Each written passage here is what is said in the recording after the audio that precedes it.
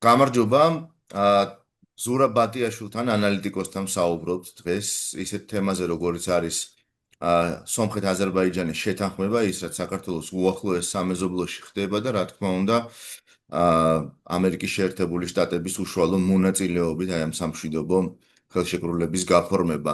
სულ რაღაც რამდენიმე წუთის წინ პრეზიდენტმა ტრამპმა თავის სოციალურ ქსელში დაწერა, რომ ციტატა ჩემთვის დიდი პატივი იყო ყოფილიყავი სომხეთის პრემიერ-მინისტრ ნიკოლ ფაშინიანთან და აზერბაიჯანის პრეზიდენტ ილჰამ ალიევთან ერთად, როცა ჩვენ ვაწერდით ხელს სამშვიდობო ხელშეკრულებას 10 წლეულების ომისა და სიკვდილის შემდეგ. ისინი ორი შესანიშნავი ადამიანი და დიდი ლიდერები არიან. ახლა ისინი ჩემი კარგი მეგობრები არიან, დაწერა ტრამპმა. ზურა, მოდი დავიწყოთ პირდაპირ საუბარი, რას ნიშნავს სამშვიდობო ხელშეკრულების ხელმოწერა ერთი და რას ნიშნავს აი ამ სამშვიდობო ხელშეკრულების ხელმოწერა შეერთებული შტატების ინიციატორობით და უშუალო მონაწილეობით. მოგესალმებით, ეს ნიშნავს იმას, რომ სამხრეთ კავკასიაში რუსეთის ჰეგემონიას აშკარად ჩრდილი მიადგა და იწყება რუსეთის პოზიციების რეალური შესუსტება. მხედველობაში მაქვს ის სტრატეგიულად მნიშვნელოვანი მონაკვეთი, რომელსაც ზოგი სანგეზურის კორიდორად მოიხსენიებს, ეს არის სომხეთ-ირანის საზღვარი ერთის მხრივ, მეორეს მხრივ არის ნახჩევანის დანარჩენ აზერბაიჯანთან დამაკავშირებელი გზა და რაც არანაკლებ მნიშვნელოვანია თურქეთის დამაკავშირებელი გზა აზერბაიჯანთან და სხვა თურქულენოვან ქვეყნებთან და ეს შეიძლება იყოს ასევე ევროპის ჩინეთთან დამაკავშირებელი გზაც და აქ იგივე ყარაბაღის მეორე ომის შემდეგ ხელმოწერილი შეთანხმების მიხედვით თავიდან თუ გახსოვთ უნდა ყოფილიყვნენ რუსი მესაზღვრეები ჩამდგარი, ანუ რუსული FSB უნდა მდგარიყო და აი იქ სადაც რუსული სპეცდანიშნულების სპეციალური დანიშნულების ნაწილები უნდა მდგარიყო, შემოდის ამერიკული სამხედრო კომპანია, მართალია კერძო, მაგრამ ამერიკული, რომელიც აქ იქნება 99 წლის განმავლობაში, ანუ ჩათვალეთ რომ მუდმივად. ეს ნიშნავს იმას, რომ ირან რუსეთის ინტერესებს სერიოზული საფრთხე ემუქრება კავკასიაში, მათ შორის დამაკავშირებელი გზაზეც აქვს ირანს ეჭვები, რომ მის გარესამყაროსთან დამაკავშირებელი ძალიან მნიშვნელოვანი გზა ჩაიკეტება. აქ უნდა გავითვალისწინოთ ისიც, რომ სანქციების ქვეშ ცხოვრობს ირანი ათწლეულების განმავლობაში და სწორედ სომხეთიდან საქართველოში და საქართველოდან მერე რუსეთისკენ და შავი ზღვით ევროპისკენ მიმავალ გზაზე არის საუბარი, რომელიც ერთგვარი არტერია იყო, გადარჩენის არტერია იყო ირანის ეკონომიკისთვის. მოკლედ დიდი ისტორიული ცვლილებებია და რუსეთი, რომელიც საბჭოთა კავშირის დაშლის შემდეგ 30 წელზე მეტ ხნის განმავლობაში სომხეთ-აზერბაიჯანის დაპირისპირებაზე თამაშობდა და ამით ცდილობდა თავისი გავლენების შენარჩუნებას სამხრეთ კავკასიაში, ეს ყველაფერი ისტორიას ეძლევა და აქედან გამომდინარე არის ისტერიული შეიძლება ითქვას დამოკიდებულება რუსული პროპაგანდისტებისა, რუსული მედია საშუალებებისა, რომელიც იმართება რუსული სპეცსამსახურების მხრიდან, ამ პროექტის მიმართ, ამ შეთანხმების მიმართ და სხვათა შორის ამას ხედავთ საქართველოშიც, რა თქმა უნდა, ოცნებას ყოფნის გონიერება და პირდაპირ ოფიციალურად ამას ვერ ამბობს, მაგრამ მასთან დაკავშირებული სხვადასხვა პირები იქნება თუ ორგანიზაციები ამ რუსულ ნარატივს აჟღერებენ და საბოლოო ჯამში ხდება ასეთი სურათი სომხეთ, აზერბაიჯან, თურქეთის კავშირი, რომლის უკანაც დგას როგორც ისრაელის შეერთებული შტატები, დასავლეთი და მეორე მხრივ საქართველოს დე-ფაქტო ხელისუფლება, რუსეთი და ირანი. ესეთი უცნაური განლაგება და სურათი მივიღეთ. თუ დავხედავთ რუკას, დავინახავთ, რომ იმისთვის, რათა რუსეთ-ირანის ღერძი იყოს წარმატებული, მათ სასიცოცხლოდ ჭირდება ხმელეთით კავშირი ქონდეთ ერთმანეთთან და აი აქ სწორედ ერთგვარი შეიძლება ითქვას სუსტი რგოლი შეიძლება იყოს სომხეთი, სადაც სულ ახლახანს ვიხილეთ დრამატული მოვლენები, პრორუსული ძალების გააქტიურება ოლიგარქების თუ ეკლესიის თუ პოლიტიკური პარტიების სახით, რომელსაც სერიოზული წინააღმდეგობა გაუწია და ამ ეტაპზე წარმატებული არის ფაშინიანი, თუმცა არ უნდა გვავიწყდეს ის, რომ ერთ წელზე ნაკლები დრო რჩება საპარლამენტო არჩევნებამდე სომხეთში, სადაც რუსები შეეცდებიან პრორუსული პოლიტიკური ძალების ხელისუფლებაში მოყვანას და შემოდგომაზეც არც პირდაპირ თქვათ უხეში ჩარევა გამოირიცხება, იმიტომ რომ რუსეთს მიაჩნია, რომ დრო მის საწინააღმდეგოდ მუშაობს. აი ძალიან მოკლედ რომ თქვათ, აი ესეთი სურათი არის, ნახოთ, ვფიქრობ, რომ ძალზე სერიოზული პროცესი დაიწყო სამხრეთ კავკასიაში. ზურა, დიდი მადლობა. უნდა მივუყვეთ აუცილებლად და ყველა პუნქტს შევეხოთ მაქსიმუმ შეძლების დაგვარად.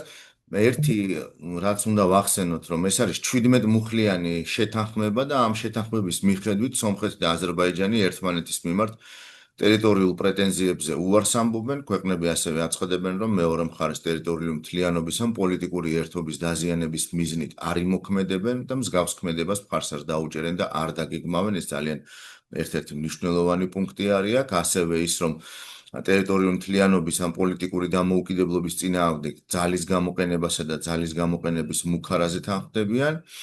და შეთანხმებით ქვეყნებს ასევე არ დაუშვებენ მესამე მხარეს მიერ მათი ტერიტორიის გამოყენებას მეორე მხარის წინააღმდეგ ძალის გამოსაყენებლად. ესეც ერთგვარი ესეთი გამორჩეული დეტალი არის აქ.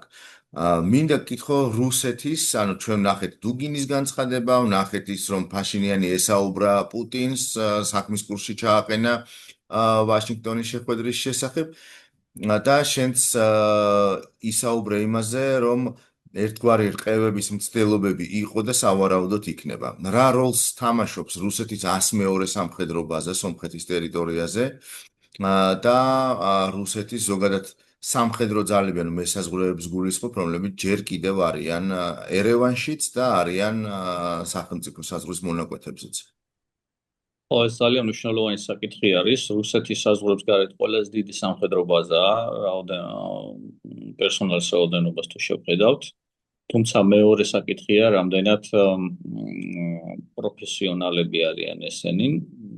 მოგეხსენებათ, უკრაინასთან ომში რუსეთს ჭირდებოდა ბრძოლისუნარიანი ნაწილები და ძალიან ბევრი ნაწილი სწორედ სამხრეთ კავკასიაში, მათ შორის ცხინვალის რეგიონიდან და აფხაზეთიდან გადაისროლა უკრაინაში და იქ მოხდა მათი ლიკვიდაცია, ასე ვთქვათ, და აქ შეივსო ძირითადად ახალწვეულებით.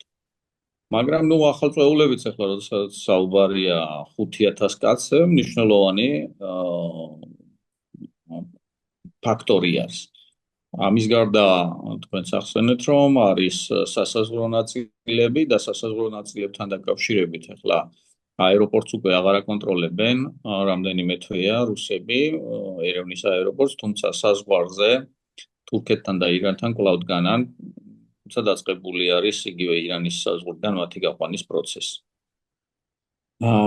ეს არის ის ძალა, რომელსაც ყველაზე უკიდურეს შემთხვევაში შეიძლება რუსეთმა მიმართოს და რატომ მას ურჩევია, რომ ეთნიკურად სომხების ხელით მოხდეს იქ ცვლილება, რათა ეს არ იყოს არ ჩანდეს ძალზე და ასე ვთქვათ უხეშ ჩარევად გარედან.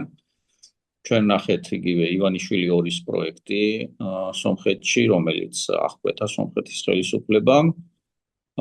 თუმცა კიდევ ერთხელ ვამბობ, არჩევნებია წინ, არჩევნებში ამ ნაციონალისტურ პრორუსულ ძალებს შესაბამის ხარდაჭერას მოუჩენს რუსეთი და იმედოვნებს, რომ ისინი გაიმარჯვებენ. მაგრამ წინთელი პროცესი გადაჭრით ვერავინ ვერ თქვის სომხეთში დემოკრატიული ქვეყანა არჩევნები ტარდება და რომელი პარტია გაიმარჯვებს ან რომელი პარტიების კოალიცია გაიმარჯვებს, ინას არ გამისთქვა ძნელია, თუმცა ამ მომენტისთვის ფაშინიანის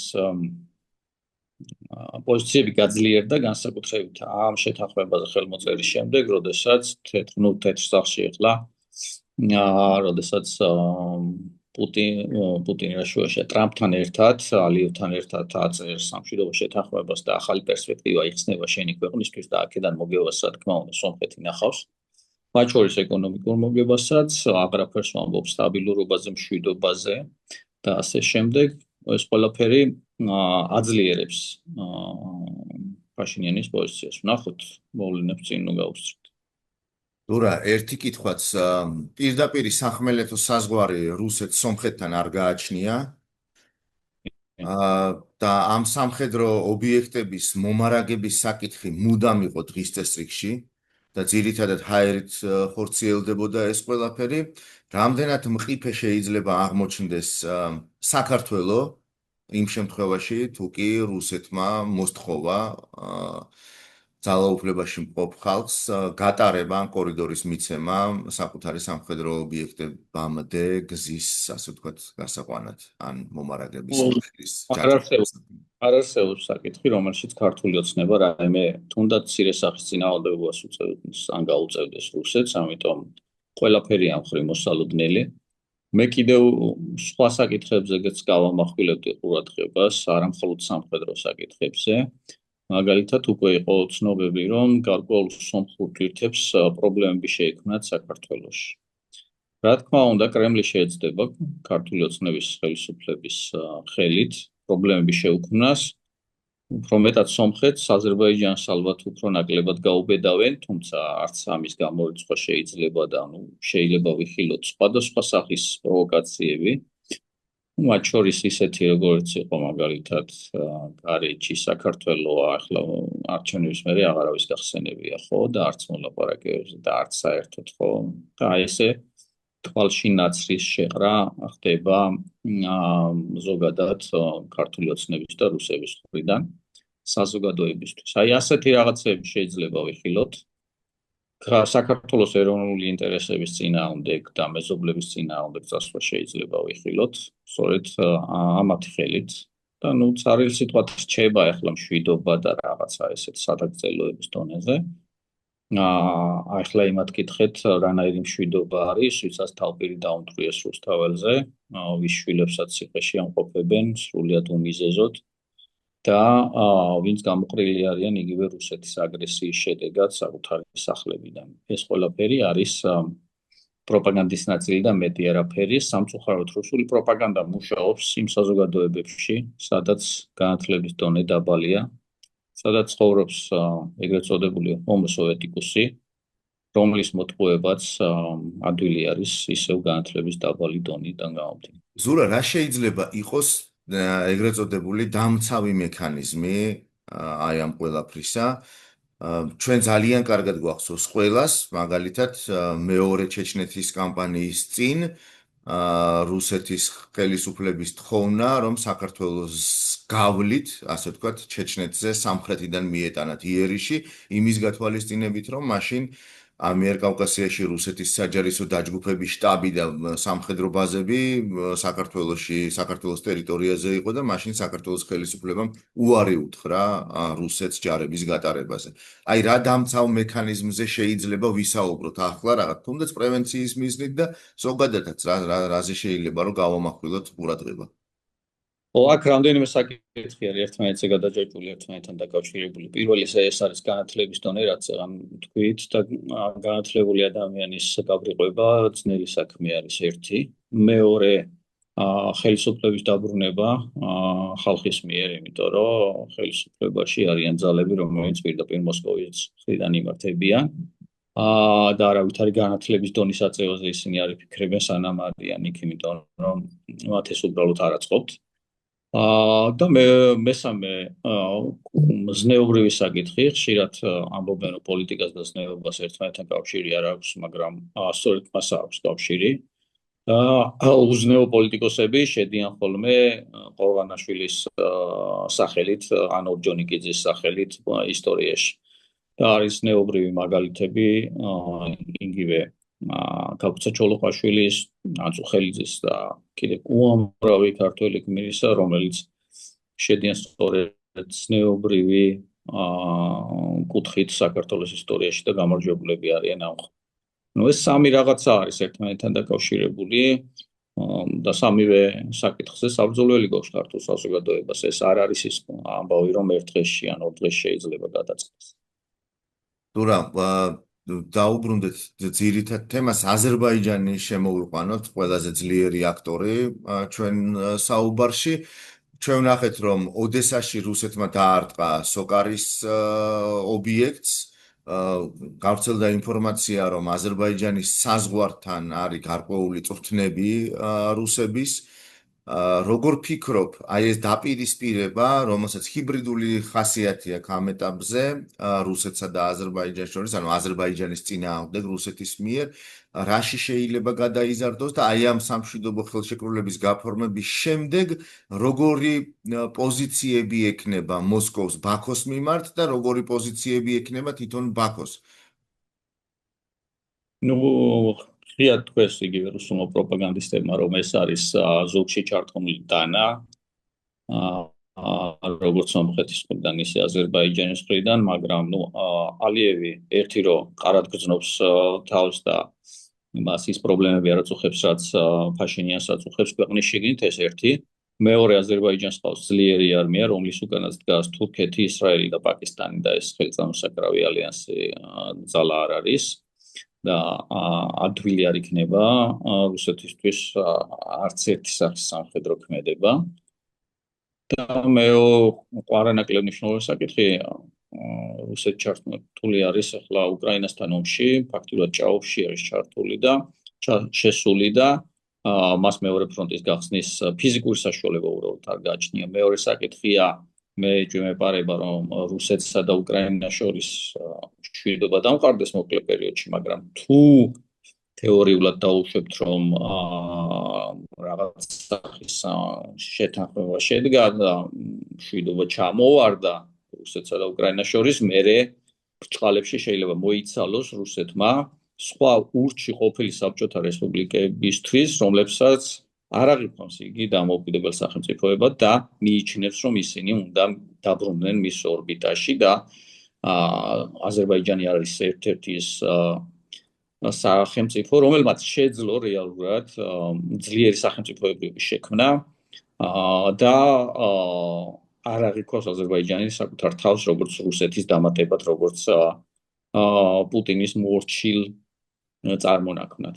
აქედან გამომდინარე, ამ ეტაპზე ეს ნაკლებად მოსალოდნელია, უფრო ჰიბრიდული სახის პრობლემებს უნდა ველოდოთ, ისეთი როგორც არის იგივე თავდასხმები და შევიწროვება აზერბაიჯანული უმცირესობისა რუსეთში, იგივე სოკარისთვის პრობლემების შექმნა უცხოეთში და ასე შემდეგ.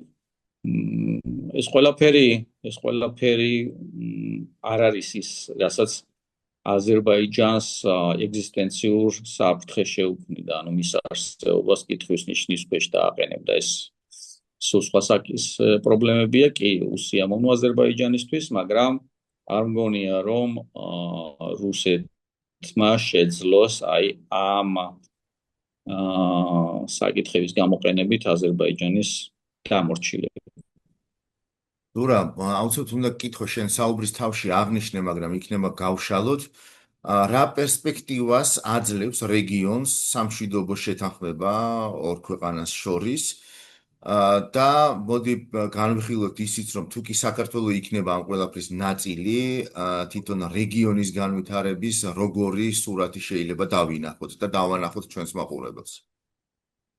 როგორც წესი, დასავლეთში იქნება თუ არადასავლეთში, რეგიონს მთლიანი ერთი, ასე ვთქვათ, კომპლექსურად აღიქვამენ ხოლმე და როდესაც მაგალითად ჩვენ ვსაუბრობთ ბალტიის ქვეყნებზე, იქ სამივე ერთად მოიაზრება დაახლოებით ასეთი შეიძლება იყოს სომხეთ, აზერბაიჯანი, საქართველო, თუმცა გამომდინარე იქიდან, რომ საქართველოს დე-ფაქტო ხელისუფლება ღიად პრორუსულია, რაიმე სახის ჩართულობაზე ახლა ამ პროექტებში საუბარი ზედმეტია, მით უმეტეს ამათ ღიად არ გაცხადებული, რომ ჩვენ საერთაშორისო არენაზე ჩუმად და წყნარად უნდა ვიყოთ თვირთები, რომელიც გადამისამართება ჩართული არ არის და ვერ იქნება, ხო? შენ თვითონ თუ უარს ამბობ ამაზე, მაშინ როგორ იქნები ჩართული, ხო? არა და თქვათ შეიძლებოდა წინასწარ მოლაპარაკება რა სახის ტვირთები წავა სამხრეთით და რა სახის ტვირთები წამოა აქეთ და ამაზე შეთანხმება. დღეს ალბათ ძნელია იმაზე საუბარი, რომ ახალ ნავთობსადენს ააშენებენ იქ, მაგრამ თუ საქართველოს ხელისუფლებად წოდებულმა რუსულმა რეჟიმმა, იგივე მოსკოვის დავალებით აქ შეუქმნა პრობლემები, რატომაც არ შეიძლება ახალი პროექტების განხორციელება იგივე ამ ზანგეზურის კორიდორის საშუალებით, ხო? ბევრი საკითხი არის ყველაფერი ერთმანეთთან დაკავშირებული, მაგრამ იქიდან გამომდინარე კიდევ ერთხელ ვამბობ, რომ საქართველოს დე-ფაქტო ხელისუფლება არის პრორუსული და არა აქტიური საერთაშორისო არენაზე, სამწუხაროდ ეს ქვეყანა რჩება ბევრი ბენეფიტების გარეშე და გარეთ ბევრი პროექტების გარეთ რჩება. ზურაბ, ირანთან დაკავშირებითაც მინდა გკითხო, როგორი არის ირანის პოზიცია ამ ყველაფერთან დაკავშირებით, იმიტომ რომ უშუალოდ მის საზღვართან ხდება ძალიან სერიოზული ძვრები და მოვლენები, რომელსაც მაგალითად თავის 5-10 წლის წინ ვერც წარმოიდგენდა, ხო? 5-10 წლის წინ კი არა, 5 თვის წინაც ვერ წარმოიდგენდა, რომ ახლა სომხეთ ირანის საზღვარზე ამერიკული სამხედრო კომპანიები განთავსდებოდა, ხო? ეს არის სერიოზული გეოპოლიტიკური ცვლილება და გაღიზიანებაც გამოიწვია ირანში გასაგები მიზეზების გამო, ახლა ზედ უშუალოდ საზღვარზე ამერიკელი სამხედროების მიღება მის ინტერესში ნამდვილად არ შედის და სულ ახლა ხანს სამხედრო მოქმედებები ერთის მხრივ ისრაელ-ირანის ომი 12 დღიანი და მათ შორის ამერიკელების ჩართულობა, ხო, საბოლოო ასე ვთქვათ შეტევა მიიტანეს ამერიკულმა ბომბდამშენებმა.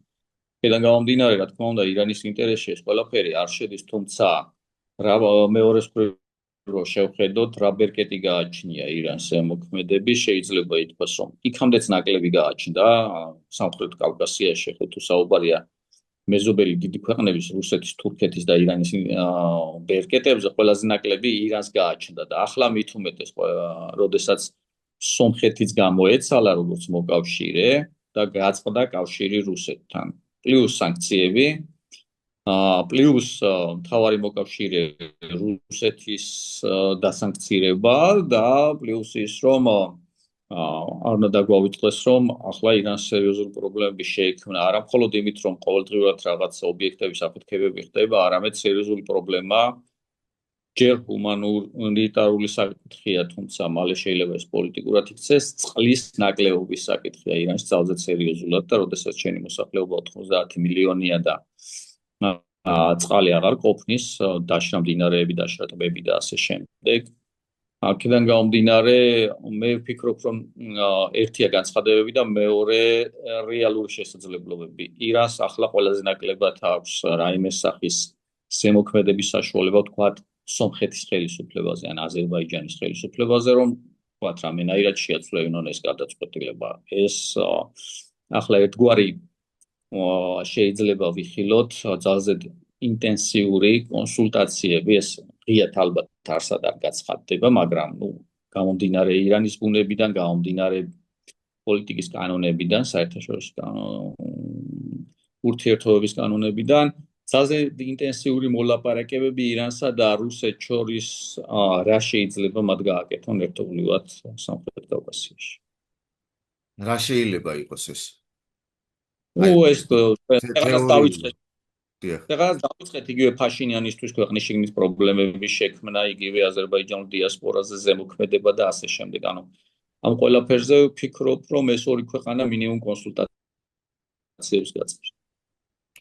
ზურა, ძალიან დიდი მადლობა მინდა გითხრა საუბრისთვის, ამ ანალიზისთვის და მინდა მჯეროდეს, რომ საქართველოს არ იქნება საბოლოო ჯამში ამ ყველაფრის მიღმა და თავისი წილი შავი ზღვის სანაპიროს მონაკვეთის გამოყენებაც იქნება შესაძლებელი, რაც აისახება თითეული მოქალაქის დოულაც საბოლოო ჯამში, ხო? ანუ ყველაფერი მაგისკენ მიდის, რომ სავაჭრო კვანძი გაიხსნას და მიეცეს ყველა შესაძლებლობა, რომ რაღაცა გაცილებით მეტი შემოსავალი ქონდეს. ზურაბ ბატიაშვილი, ანალიტიკოსი იყო დღეს ჩვენთან ერთად. ზურა, ძალიან დიდი მადლობა, დაგემშვიდობებით დროებით.